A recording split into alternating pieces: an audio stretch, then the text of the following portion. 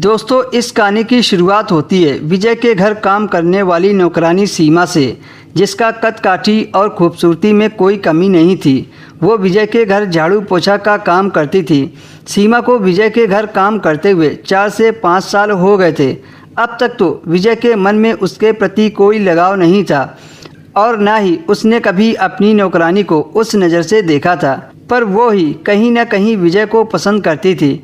इस चीज़ की खबर विजय को बहुत दिनों बाद पता चली, लेकिन हाँ, कभी कभी विजय की पत्नी रीना उसे नौकरानी के बारे में बताती थी कि बेचारी सीमा बहुत काम करती है, पर उसका पति शराबी है और सीमा घर घर जाकर चौका बर्तन करके अपना और अपने बच्चों का पेट भरती है। विजय की पत्नी रीना को सीमा पर बहुत दया आती थी और वो उसकी खूब मदद करती थी।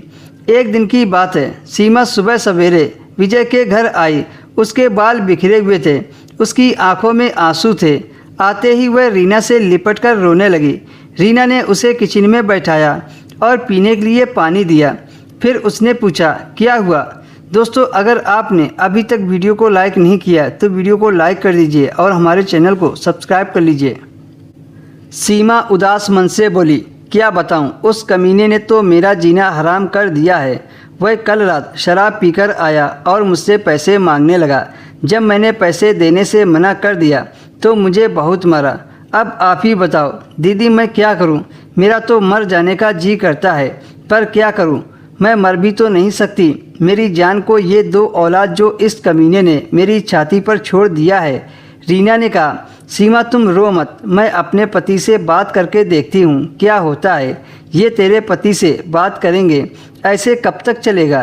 तब रीना ने विजय को आवाज़ लगाई और किचन में आने के लिए कहा। जब विजय किचन में पहुंचा तो रीना ने उसे सीमा की परेशानी बताई।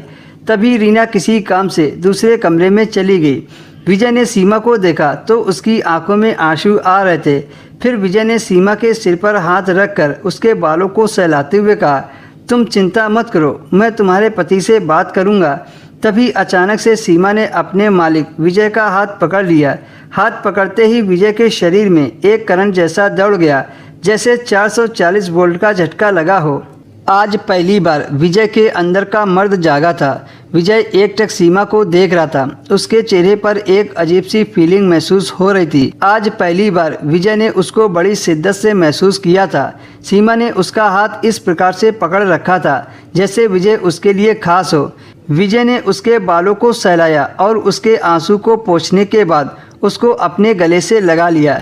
सीमा ने भी अपने दोनों हाथों को विजय के पीछे करके कसकर चिपका लिया, जिससे विजय के अंदर एक अजीब सी हलचल मचा दी। विजय ने उससे पूछा, सीमा क्या हुआ? सीमा शायद अपने होशो हवास में न थी। विजय एक तरफ से डर भी रहा था कि कहीं उसकी पत्नी रीना न आ जाए, नहीं तो लेने के देने पड़ जाएं। विजय ने सीमा को बहुत मुश्किल से अपने आप को अलग किया और फिर धीरे से उसके कान में कहा, सीमा क्या कर रही हो, मरवाओगी क्या? सीमा ने कहा, साहब आपने तो कब से मेरे दिल में हलचल मचा रखी है। विजय ने सीमा का फायदा उठाते हुए कहा, ठीक है, रात को मेरे कमरे में आ जाना। आज रीना मायके जा रही है। उस रात जब रीना घर पर मौजूद नहीं थी तो सीमा विजय के बेडरूम में चली गई और दोनों ने अपनी गर्मी शांत की।